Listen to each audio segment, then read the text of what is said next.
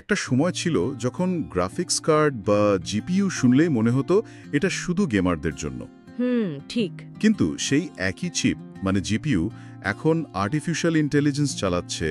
আচ্ছা, কত জটিল সব সায়েন্টিফিক রিসার্চে কাজে লাগছে। হ্যাঁ, এই পরিবর্তনটা আসলেই অভাবনীয়। আর এই যে বিশাল পরিবর্তন, এর পেছনের মূল কারিগরটা এনভিডিয়া।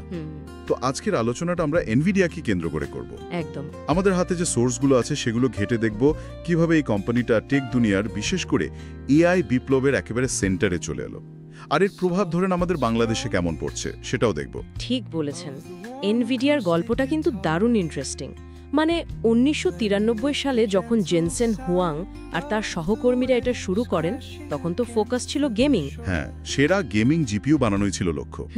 কিন্তু ওরা খুব তাড়াতাড়ি বুঝে ফেলে যে তাদের চিপের যে প্যারালেল ডেটা প্রসেসিং ক্ষমতা, সেটার পোটেনশিয়াল গেমিংয়ের বাইরেও অনেক অনেক বেশি।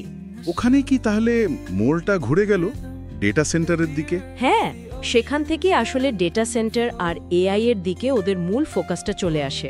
একটা জিনিস কি, এনভিডিয়া তো নিজেরা চিপ বানায় না, তাই না? ওরা শুধু ডিজাইন করে। রাইট, ওরা ফ্যাবলেস।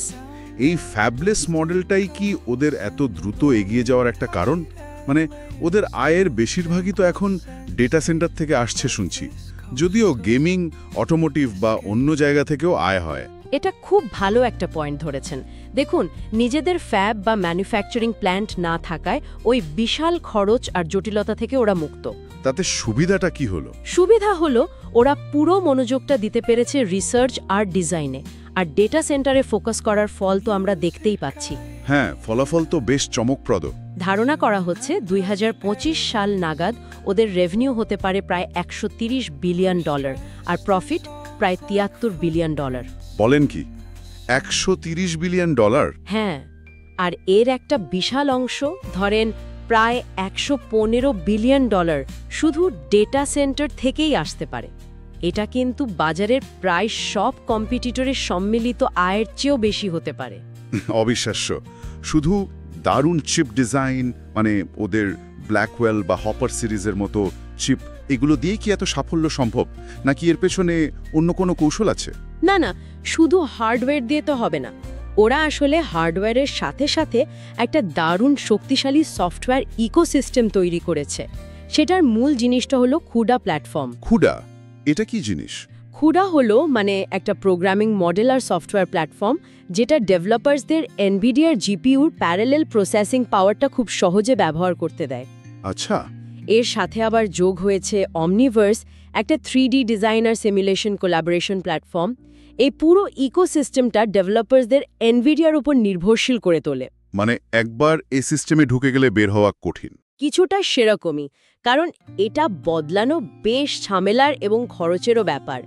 এটাই ওদের একটা বড় স্ট্র্যাটেজিক অ্যাডভান্টেজ। তাহলে এটা কি এক ধরনের সোনালী খাঁচা তৈরি করছে ডেভেলপারদের জন্য? খানিকটা সেভাবেও দেখা যায়। সুবিধায় অনেক, তবে একটা নির্ভরতাও তৈরি হয়।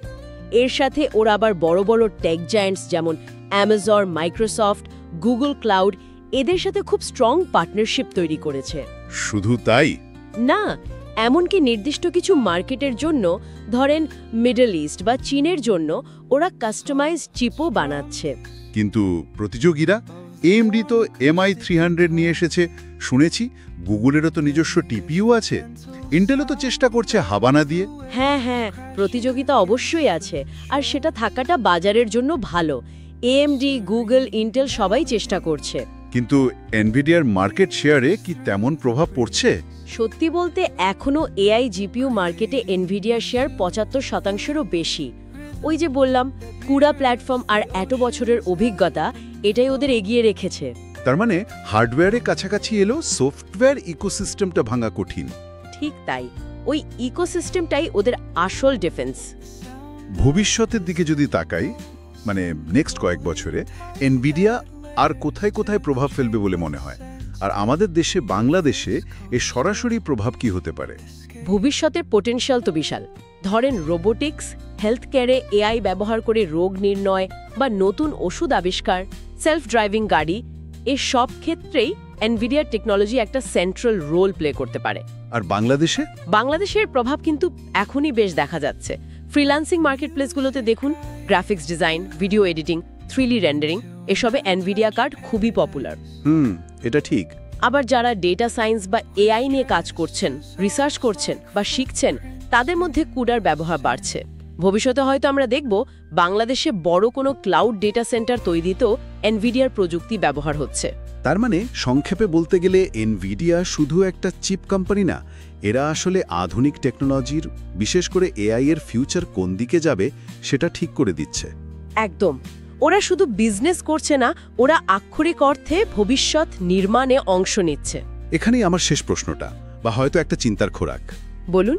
এনভিডিয়া যেভাবে এই কুডার মতো প্ল্যাটফর্ম দিয়ে একটা নিজস্ব শক্তিশালী ইকোসিস্টেম তৈরি করেছে, আর বাজারে তাদের যে প্রায় মনোপলি অবস্থা, এটা গ্লোবালি টেকনোলজিক্যাল ইনোভেশন, বাজারের কম্পিটিশন আর বিভিন্ন দেশের এদের উপর টেকনোলজিক্যাল নির্ভরশীলতার ক্ষেত্রে লং টার্মে কি প্রভাব ফেলতে পারে, এটা নিয়ে কি ভাবা দরকার না? অবশ্যই, এটা একটা খুবই গুরুত্বপূর্ণ প্রশ্ন। এই ইকোসিস্টেম একদিকে যেমন দারুণ সব ইনোভেশন সম্ভব করছে, অন্যদিকে তেমনি একটা কেন্দ্রীভূত ক্ষমতার জন্ম দিচ্ছে। এর দীর্ঘমেয়াদী প্রভাবটা কি হবে সেটা নিয়ে আমাদের সবাইকে, মানে পলিসি মেকার থেকে শুরু করে সাধারণ ব্যবহারকারী পর্যন্ত সবাইকে ভাবতে হবে।